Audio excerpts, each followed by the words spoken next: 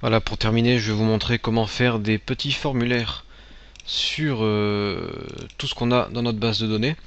Donc, je vais prendre la table client comme exemple. Je vais faire créer et je vais prendre tac tac tac. Allez, assistant formulaire, au moins ça sera un peu plus facile. La table client, je vais tout prendre, sauf le numéro contact. Le reste, je vais garder. Suivant, suivant, je laisse par défaut, ok, ok, et je fais terminer. Donc là, j'ai quelque chose qui s'est ouvert, et je vais passer en mode création. Alors, j'agrandis un petit peu ma page pour qu'on puisse bien voir. Alors, l'icône en bas, tout à gauche, c'est le mode formulaire.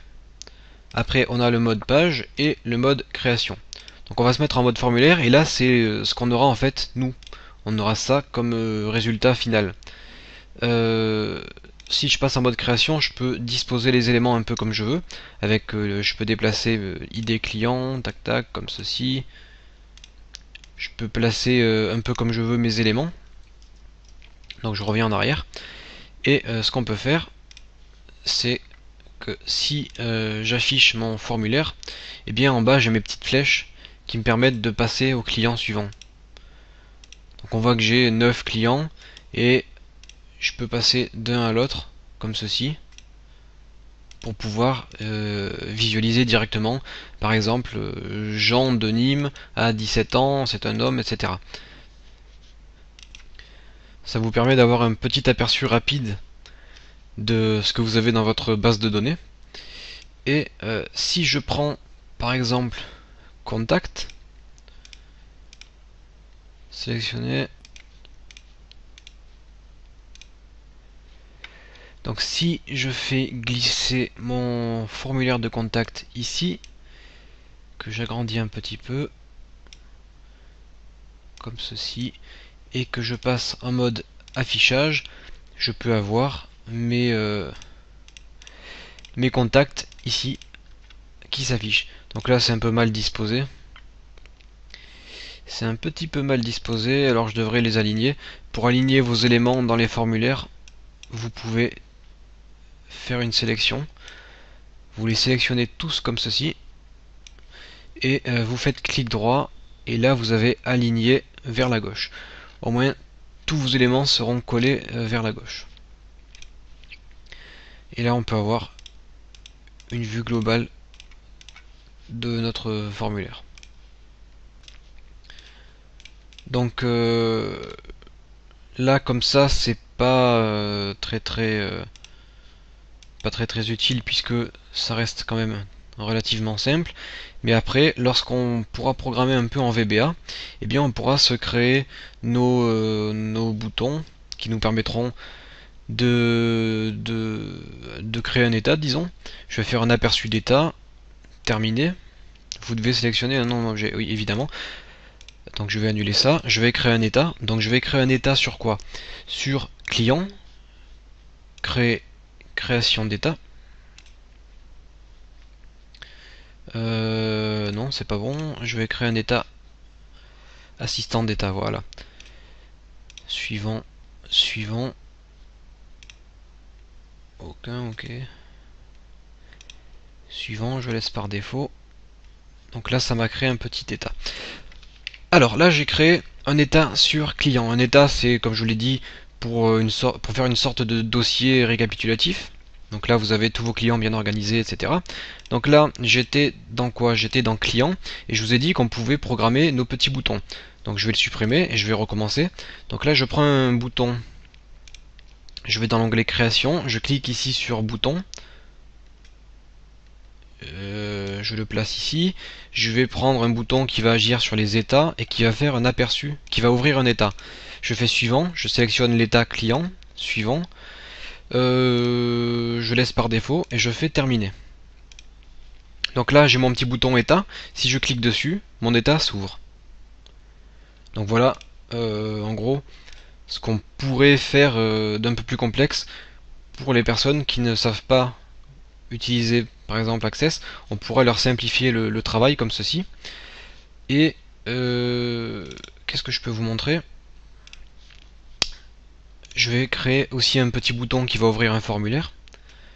Si je crée un bouton qui va agir sur les formulaires, qui va m'ouvrir un formulaire, je sélectionne mon formulaire, ok, je laisse par défaut. À ce moment-là, si je clique sur le bouton formulaire, ça va m'ouvrir le contact. Par exemple, je vais au client numéro 3, Jean de Nîmes de 17 ans, homme. Je veux avoir les informations pour contacter ce client. Je clique sur le formulaire de contact. Et là, ça m'ouvre les adresses email, les téléphones, etc. Donc voilà comment lier nos clients et accéder à des informations grâce à ces petits interrupteurs. Alors je vais rapidement créer des petits boutons. Je vais en créer un ici. Je vais agir sur les enregistrements. Donc je vais faire rechercher enregistrement, rechercher suivant, enregistrement précédent. Donc je vais prendre enregistrement précédent. Je termine. Je vais créer un petit bouton enregistrement suivant.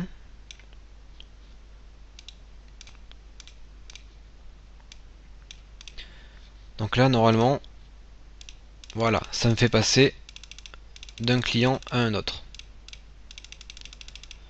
Avec mes deux petites flèches. Maintenant, si je veux créer un petit bouton qui va quitter mon application, je vais créer un bouton ici, par exemple.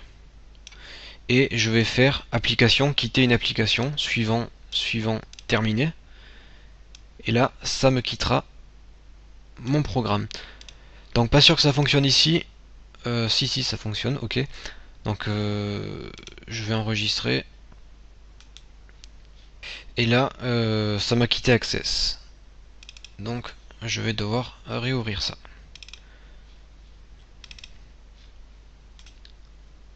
Donc ça fonctionne.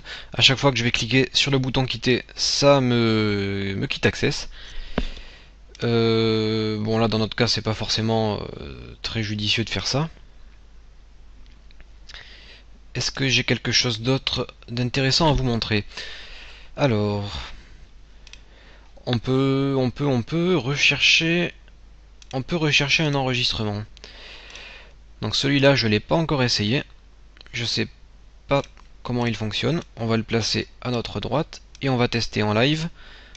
Donc si je clique ici, ok, ça m'ouvre un autre petit formulaire et je peux rechercher un client. Donc si je veux rechercher le client A005, je fais suivant et ça m'affiche bien mon client A005 ici. Et ça je ne le savais pas, mais c'est intéressant, on a un petit onglet remplacer et on pourrait remplacer les valeurs par autre chose. Donc là je veux rechercher mon client A001 et je retourne à mon client A001. Donc vous voyez, on peut faire des petites applications sympathiques comme ça, très simplement. Bon évidemment là ça reste basique puisque on utilise des boutons prédéfinis d'Access. Mais on pourrait faire des choses bien plus complexes en utilisant le VBA et des librairies de fonctions toutes prêtes qui permettront d'agir sur notre base de données. Vous voyez, donc on peut aussi imprimer une table, exécuter une macro. Donc une macro c'est des bouts de code que l'on aura écrits, et exécuter une requête. Donc par exemple, si je veux avoir les clients de Paris, je sélectionne ma requête client de Paris, et si je clique sur ce bouton, eh bien les clients de Paris vont s'ouvrir. Donc ce que je fais, c'est que je place mon bouton ici, je fais une zone de texte juste à droite là, et je marque afficher client de Paris. Donc là j'ai mon texte, je peux un peu customiser mon texte. Donc à droite j'ai les propriétés, format, données, événements, autres ou tout. Dans format, qu'est-ce que j'ai? J'ai le style de fond, je peux mettre une couleur de fond. Style de bordure, je peux mettre des pointillés par exemple. L'épaisseur de la bordure, un point. Apparence, tac tac. Je peux choisir la police, je peux la mettre en 14. Ok, bon, on va laisser ça comme ça pour le moment. Et j'ai bien ici affiché mes clients de Paris. Si je clique sur le bouton, ça m'ouvre les clients qui se trouvent à Paris. Donc là, il y a quelque chose qui me gêne, c'est que les boutons sont un petit peu coupés. Donc je vais les remonter légèrement.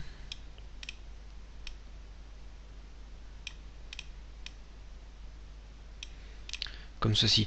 Donc vous pouvez bien sûr travailler avec...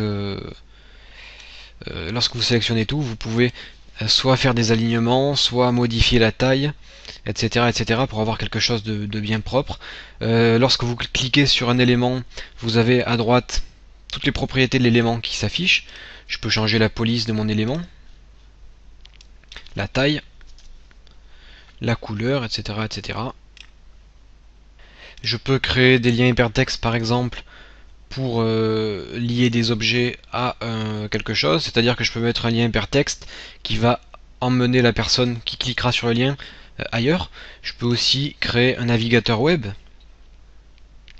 donc je vais le faire ici, ça sera tout petit, c'est pas bien grave. Je peux créer donc un navigateur web avec l'URL par exemple http://formation-facile.fr.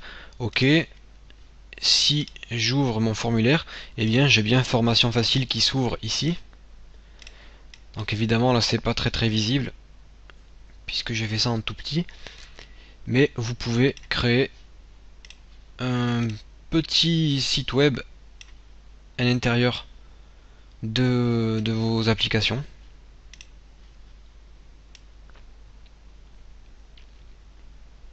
Comme ceci. Après vous pouvez fouiller, hein. Si vous cliquez sur la flèche, vous avez beaucoup plus d'éléments qui vont s'ouvrir. Vous pouvez insérer des petites images. Si vous avez un logo à mettre par ici.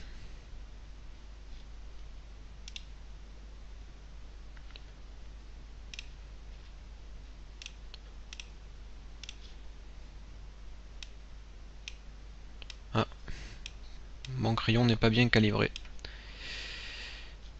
Je peux enregistrer ça.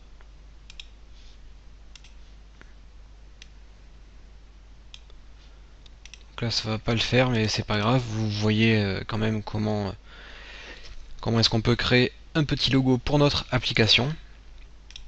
Mais après là ça devient un petit peu surchargé. Donc on va quand même enlever le navigateur et le logo. Le client, on va agrandir le titre. Vous pouvez le centrer, etc. etc.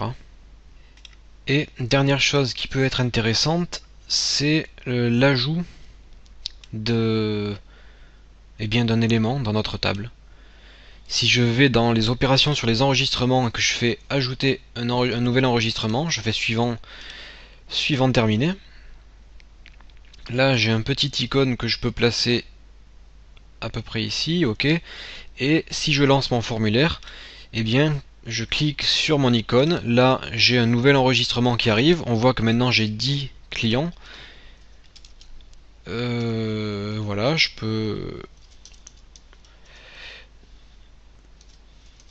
peux faire des modifications, ajouter mon client, et donc j'aurai mon client dans ma base de données.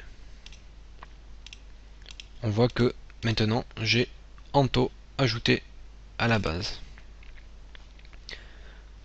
Donc là on le retrouve ici,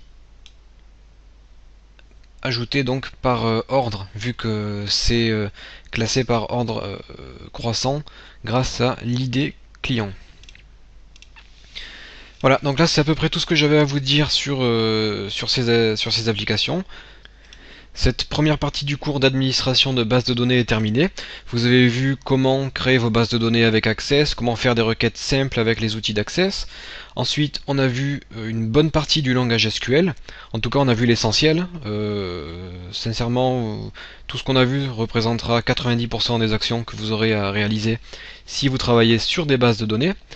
Et ensuite, je vous ai montré dans ce chapitre très rapidement comment créer des petits formulaires qui vous permettront d'accéder à des informations rapidement comme ça, et de cette façon une personne qui n'y comprend rien en informatique ne sera pas effrayée de voir ça, puisque ça paraît simple.